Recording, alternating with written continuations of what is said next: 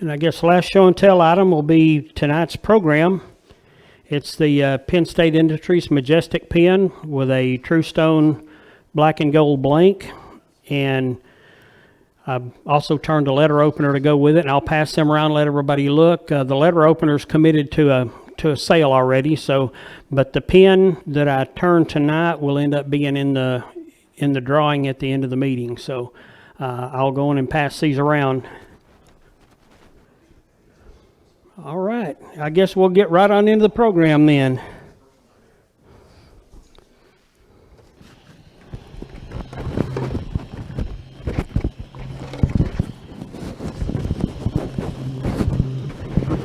I finally had to replace the filter on my filtered mask, and the little Aurora filter that I bought to put on my mask. When I went online and looked at the replacement filters, I was pleasantly surprised that they were only $5 a piece. So, and the first one lasted me almost a year, so I think it's going to be pretty affordable. The blank that I'm going to be using tonight is Tru-Stone. I titled my program tonight a high-end pen. The reason I call this a high-end pen, the first one I made was for an order, and the Majestic Rollerball kit comes in at about $54 just for the kit, and the blank was another $27, I believe. So by the time you get shipping, you have $100 tied up in this pen before you ever measure your tubes and put it on the lathe. So I wanted to make sure that I practiced on this one, because I didn't want to get in here and shatter a blank that cost $35. But this is a pen that if you have a business person that's looking for something, either as a desk ornament or something to pass along to a coworker, or maybe pass down the family, this is the kind of thing that you would use this one for. The first one I turned ended up going to a journalist in Washington, D.C., and I turned it out of a maple burl stabilized and dyed lapis blue, and that one turned out really nice too.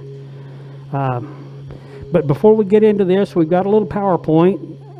When I agreed to start doing some programs, I asked people if they might want to do some shop show and tell, so I figured I probably ought to be the one that started if I was going to ask people to do it. So I'm going to show you my hideaway, Jim. This is my little wood turning shop. It's a 10 by 20, and you can see you never have enough storage inside. So I've got bowl blanks and logs, and my running water is coming off of a water hose onto a table outside. But with a couple of air conditioners in the windows, it's a pretty comfortable place to work. And that's on the veranda. And the next slide is the chaos that lives inside. I figured I wasn't going to clean it up. I was going to let it look like normal, so people could, if they don't like to sweep their shop every time, maybe it'll be a little more relatable. My primary lathe is a Nova 162444, and I put the DVR upgrade on it, so I'm variable speed now, and I'm really enjoying that. I put the bed extension and the outboard tool rest on it also. My assembly table at the end came from Lowe's, and then I've got a drill press there. But the thing I like about this slide is it shows my gouge and chisel rack. And what I did is I took PVC pipe and drilled through and mounted it to the bottom of my shelf, and I just shoved the handles of my gouges in there, and that way I can see the heads when I need to pull one out to work with it. Pardon? I don't have a close-up. There might be one in one of the upcoming pictures, but there's really not that much to it. I just drilled a couple of holes all the way through, big enough to get a screwdriver through, and then drill some smaller holes, right straight across, and then just zipped them up with a couple of 3/4 inch wood screws and mounted them side by side, and it worked out pretty well. One thing you realize though is before long you're going to have more handles than you got holes to put them in. So I'm fixing to have to take another one of my, well, there we go. I'm going to have to take another one of my shelves and add me some additional space. And don't say anything about the electrician. The wiring in the walls has a little bit of slack in it in case we ever need to add another outlet. But this was a home wired shop too, so thank goodness you live out in the country where there's not as many permitting issues. Okay, next slide. This is the opposite end of my shop. I've got another assembly table, and my most recent addition was my jet filtration box, and I really enjoy having that in there. Then I've got my bandsaw, my toolbox, and then I've got a table saw and a planer kind of squeezed down in there in the corner, and then a compound miter saw, and all my battery charging is done right there under that light at the end. And then in order to make a little more room in the shop, I had to find a way to multi-purpose some space. So I've got my grinder on one side of a flip-top table and my oscillating sander on the underside, and it just 2 pins out, flip it over and stick them back in, and that saved me about 3 feet of space. So it was really a necessity for a shop that size. Next slide. This is my pin turning area. My 2 small lathes. This box here was a Hobby Lobby find, and it's where I keep all my bushings. And I just got a label maker and labeled all the drawers, and I keep all my bushings for all my pin kits right in there. My little lathe is a Shop Fox, just basic variable speed lathe, and the green one, of course, is a Harbor Freight, but you have to change the belts to change the speed on it. So I generally leave just my polishing wheels on that, and it's actually a pretty good tool to run your polishing wheels. Then my compressor and my retractable air hose are underneath, and I'm really happy that I bought a retractable air hose because it saved me from tripping over things lots of times. Next slide. I've got pegboard everywhere that I can squeeze some in, and that's where I keep my kits.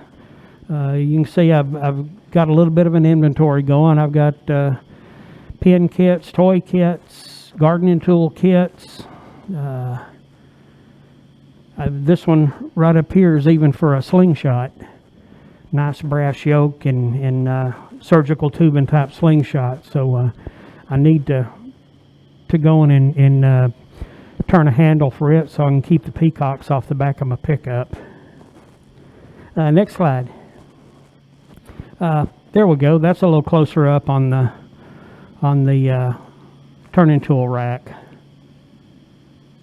And that table is where I keep all my glue too. So, and my accelerator and all my little pieces parts. Next slide. I will dust it probably the next time my grandkids are here.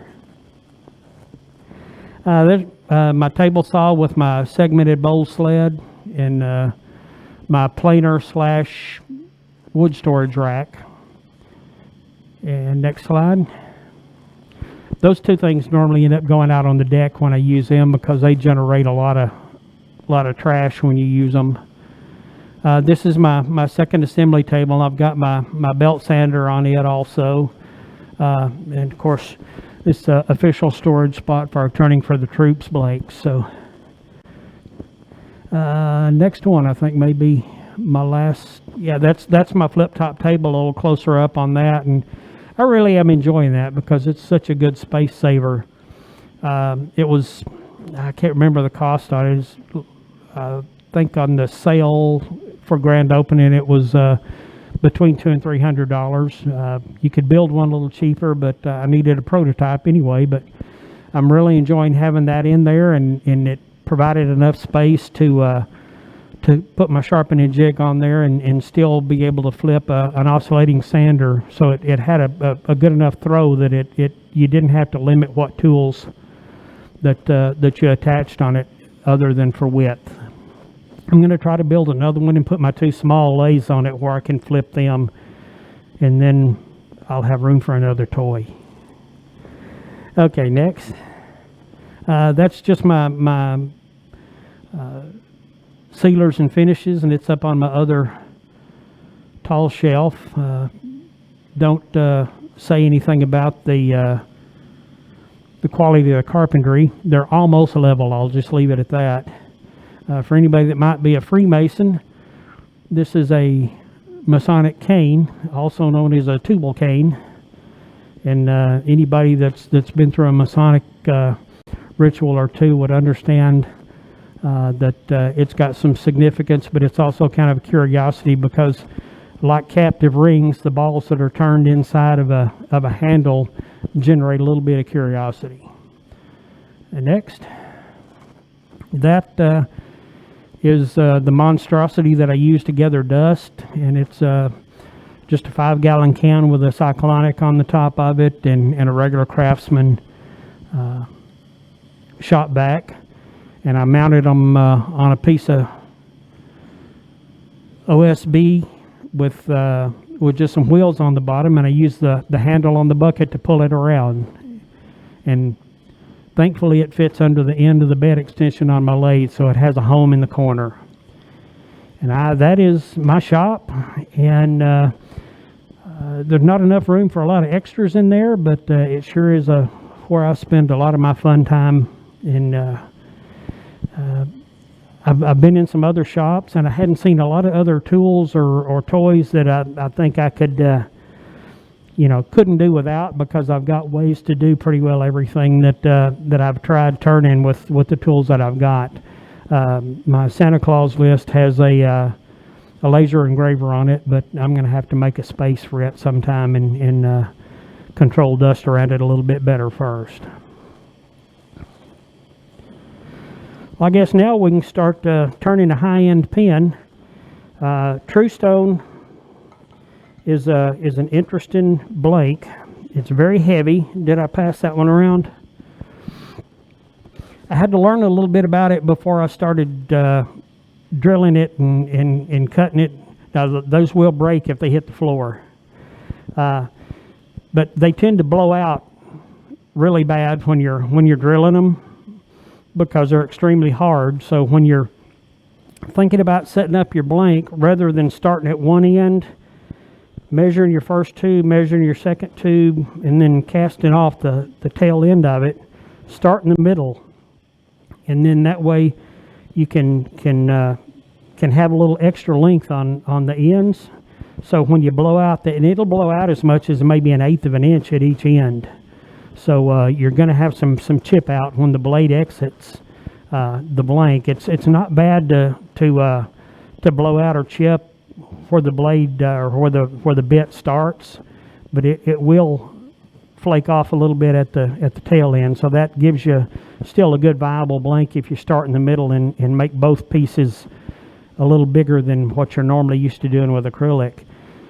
Now, Tru-Stone is a mixture of composite plastics, stone that's probably ground to dust, mixed with the plastic, and then these, to get the marbled look on them, actually have 24 karat gold dropped into the mix while it's still molten and before it sets up. So they do contain it's less than 1 gram, but they do contain some actual gold in the blank. From the difference from the way it looks in the blank till it ends up finished is pretty spectacular.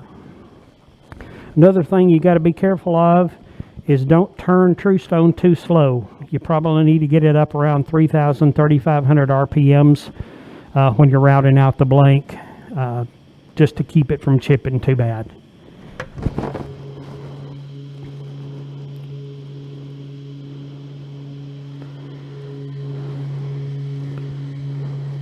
It's a little bit daunting when you see it coming at you that fast. If you go too slow, it'll get pretty brittle on you.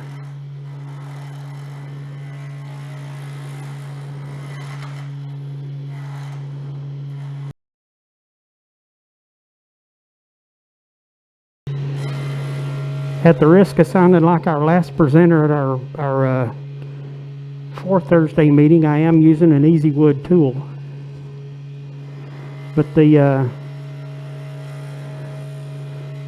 round tip on the Easy Wood is really good at working these blanks. You can see it's kind of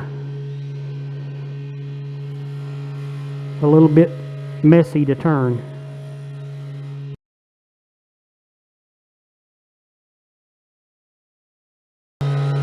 Randy, this kit doesn't have any O-rings in it to have to pick up like we did the last ones I turned.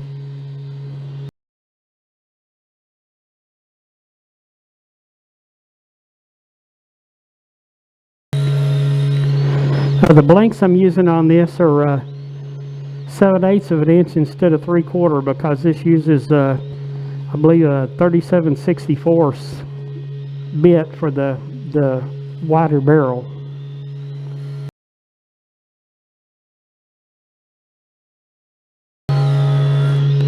You can see though that it does turn pretty nice. It doesn't throw a lot of big pieces at you or anything like that, but it has a really peculiar smell. And it will dull carbide pretty fast.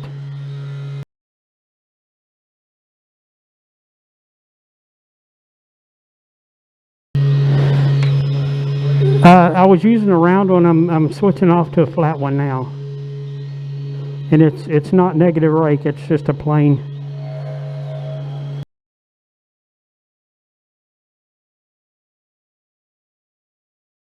It's kind of strange to think you're turning gold off and just letting it throw down on the floor, but thank goodness there's not that much in there. Can you stop it for just a second so we can see it? Pardon? Can you stop it for just a second so Sure. we can see it? Yeah, it's starting to, we're almost down to round.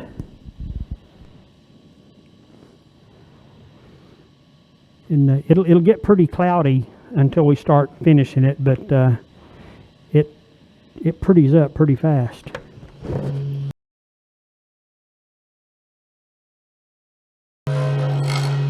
There we go.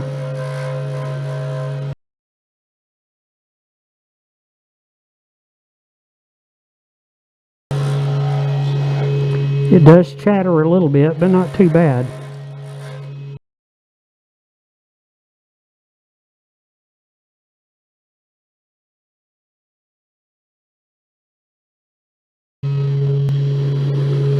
You can see here now that we've got it rounded on out, it's beginning to take on a nicer look. You can see here on this one, I've got a little bit of chipping going on, but I think it's all gonna fall away before I get down to the bushings.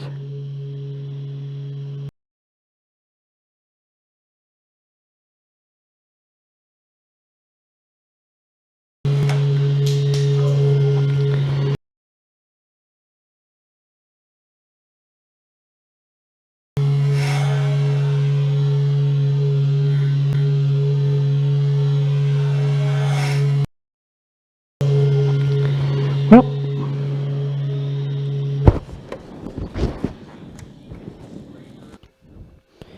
if not, I'll give Penn State Industries a good shameless plug. Maybe they'll cut me a discount on a replacement. But that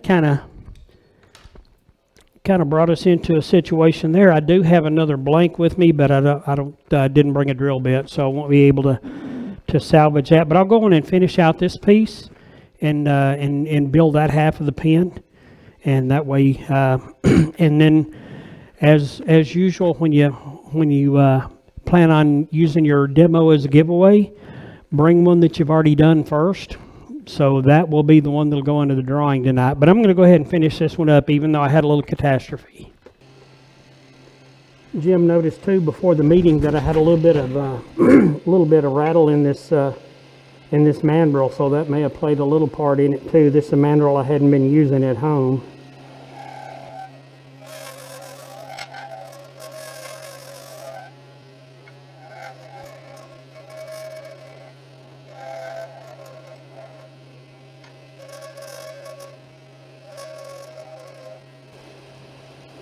I had slowed the lathe down a little bit the last time I turned it back on, and that may have, having that other one having a little bit of a catch in it, may have contributed a little bit to that one shattering on me.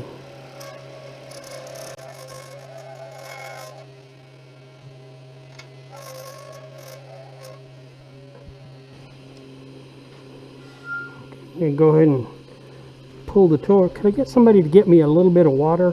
About a half a cup of water in this.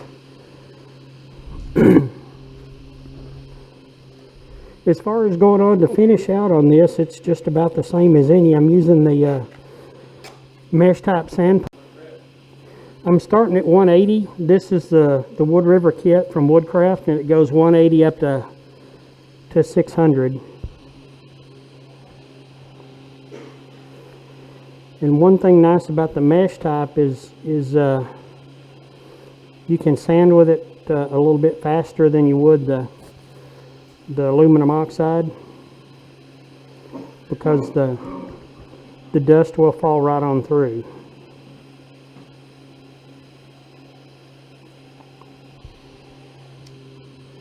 And just the same as you would with any acrylic blank, just sand around and then sand across with each grit.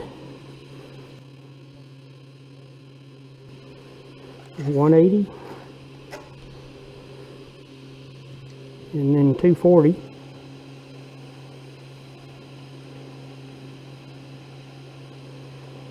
And I do love the way it starts getting shinier as you get up to the next grit.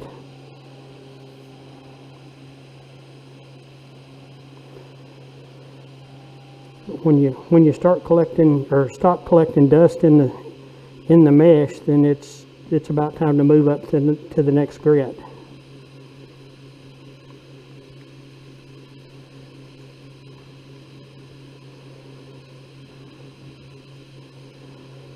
You can see by the diameter of the tube on the left, or on my left, on your right, that you definitely need a 7/8 instead of a 3/4 blank.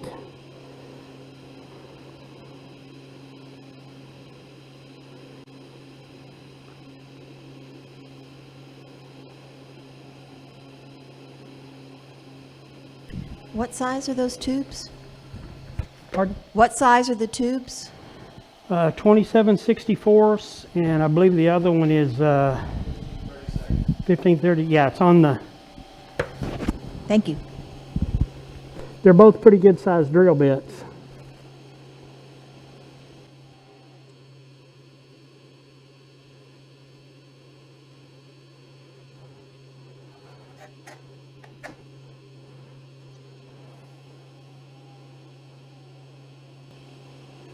And I dry sand with the sanding mesh, and then I'll wet sand with the polishing pads.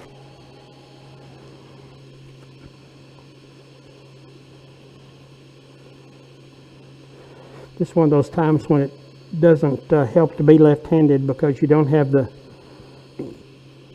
wheel to turn, but at least the pen mandrel or the mandrel saver will turn it for me. So.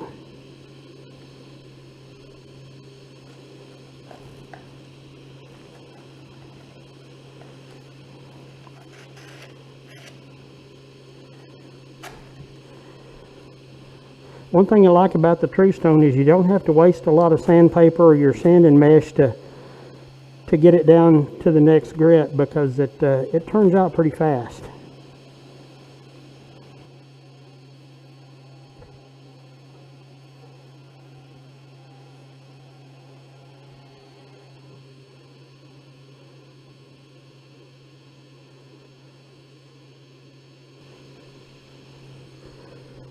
Okay, here's my water. Speed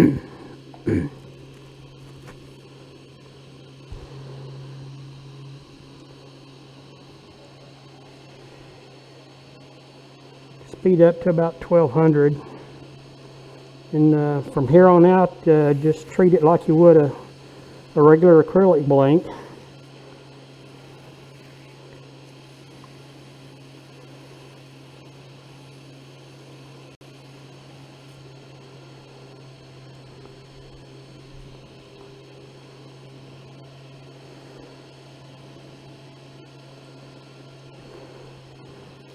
I think I'm probably a little heavier handed with the polishing pads than most people would be, but I generally have pretty good luck.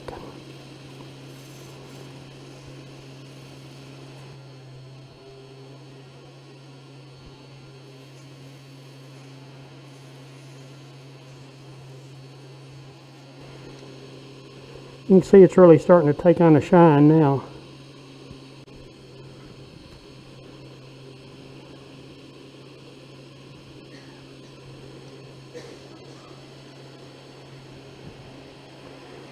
I'm going to take it up to about 1600 RPMs.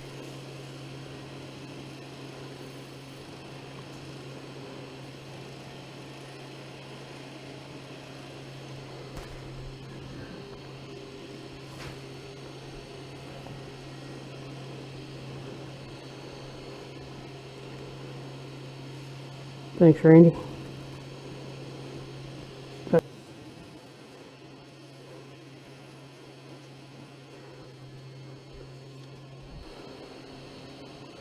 When you start getting up around 8,000 on your polishing pads, it really starts getting shiny.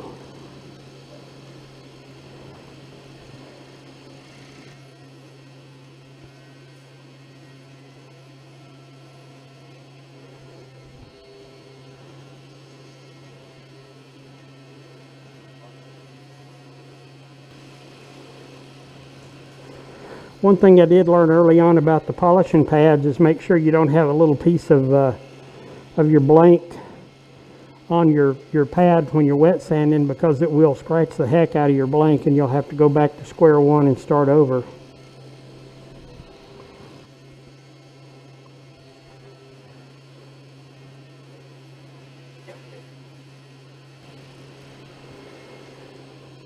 You can see we're really getting up there pretty shiny now, and got one more to go.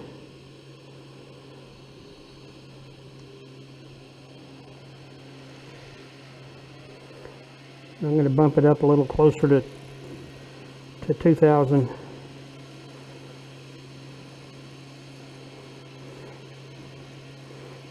Of course, the main reason to wet sand on these polishing pads is temperature control, because you don't want to get this stuff too hot or it will crack.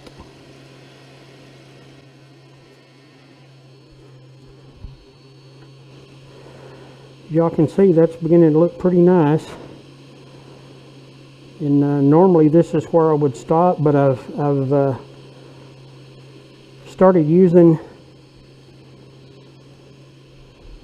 Axe abrasive sanding paste and Axe brand polishing and restoring paste wax, and I was just looking for some polishing abrasive compound and some wax. I was looking online and I ran across these folks. They're up in Pennsylvania, and the husband is had to take a medical disability from work, and the wife started working on the formulation on the she had been a lab tech apparently, and she started working on the formulation for the polishing paste, and then they use the clear beeswax mixed with just regular carnauba wax for their polishing wax. But I thought, since they were fellow wood turners, I'd give them a look on their polishing compound, and I've really gotten where I enjoy using it. It's very much like the Yorkshire that Rebecca used at our last meeting. I'm going to go to about 1100 RPMs on this. And like the Yorkshire, the more this turns, the more the abrasive disintegrates and becomes a finer polishing pad.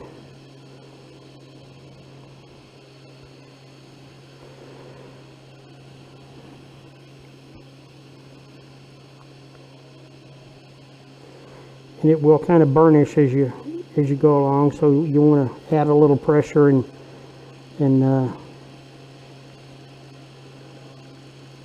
get that heat to help dissolve the rest of the polishing paste. And about 3 rounds of polishing paste is more than plenty. 2 would probably work. So I'm going to speed that up to get a little more heat.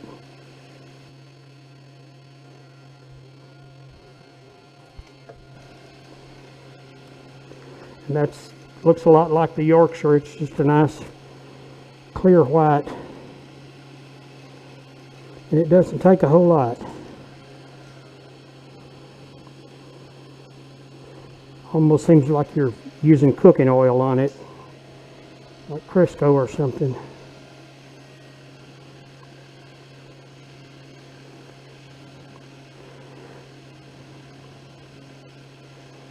And again, get that heat build up so it burnishes it, gives you just a little shinier look.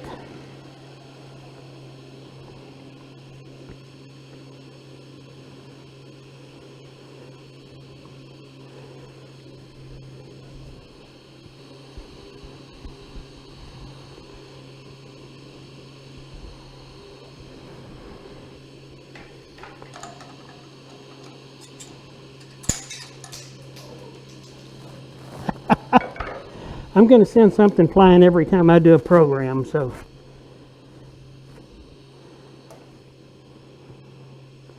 And we didn't scratch it, so that's good.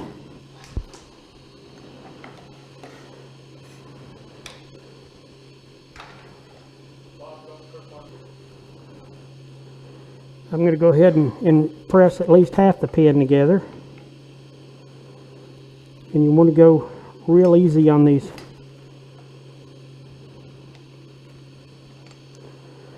components, because if you get them crooked, it will crack your Tru-Stone.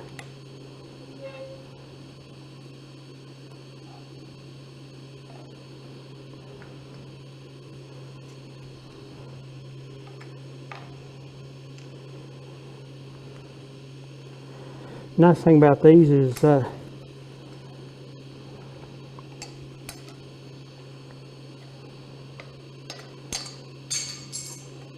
that's fine. It'll work like this. You can't put the pieces in the wrong half of the pin because there's a decided difference in the diameters.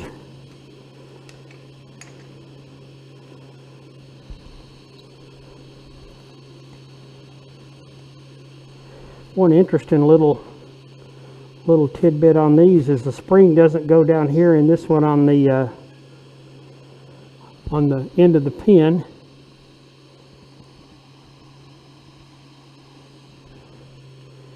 It drops into the cap.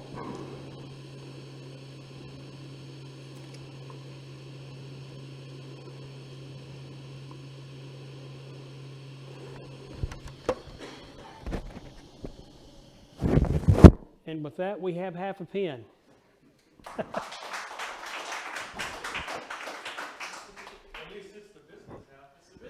It will write, yes.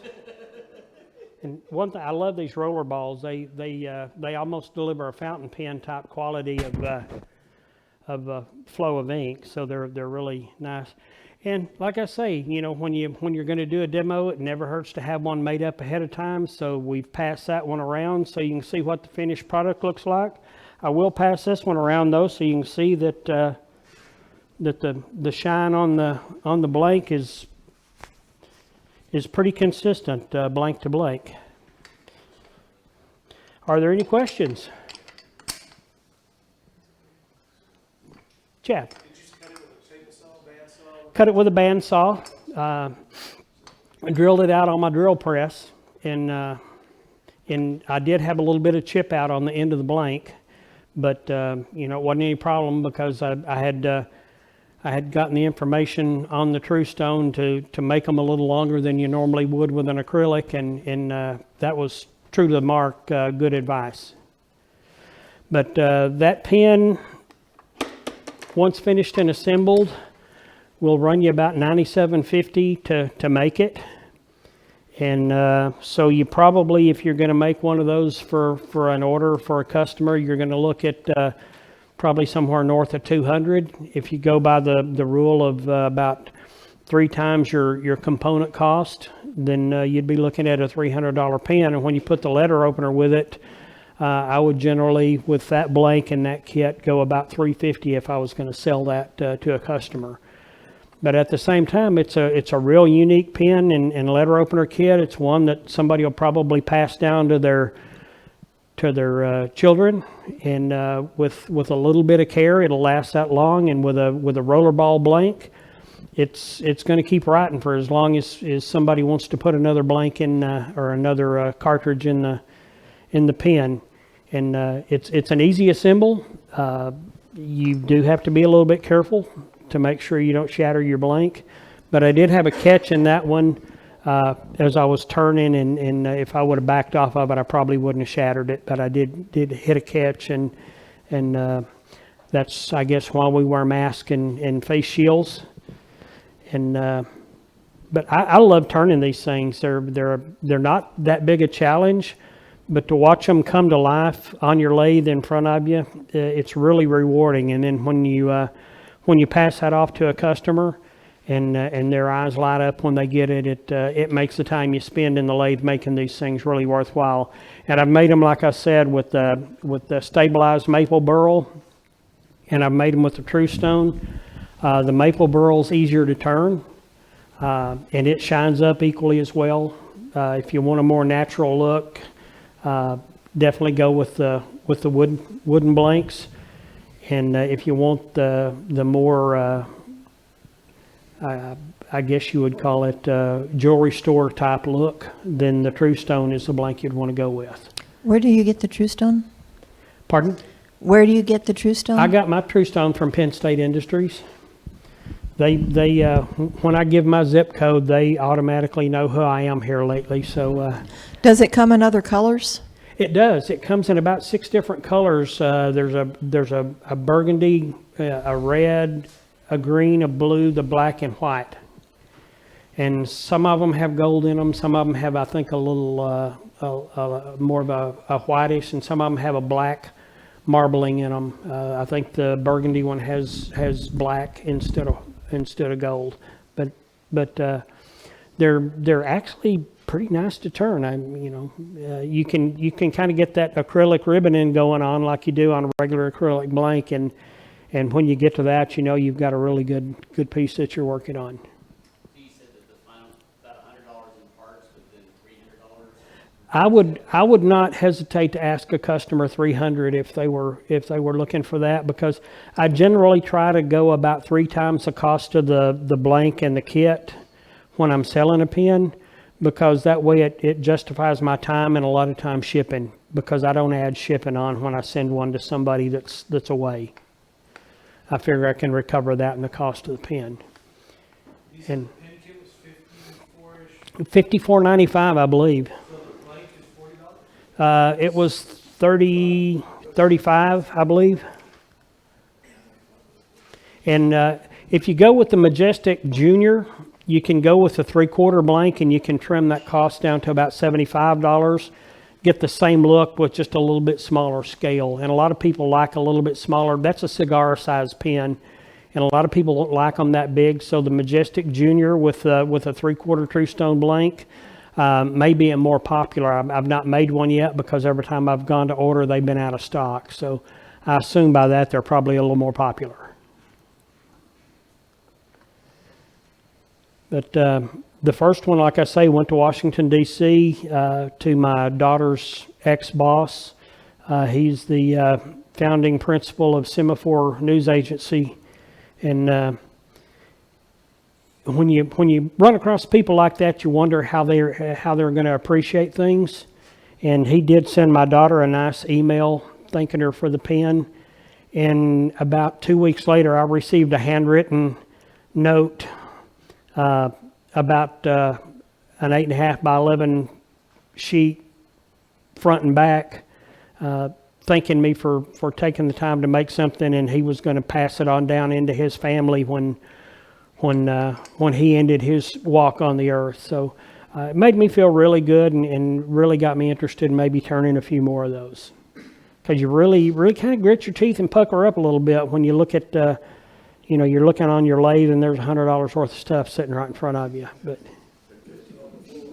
and on the floor. Thanks again.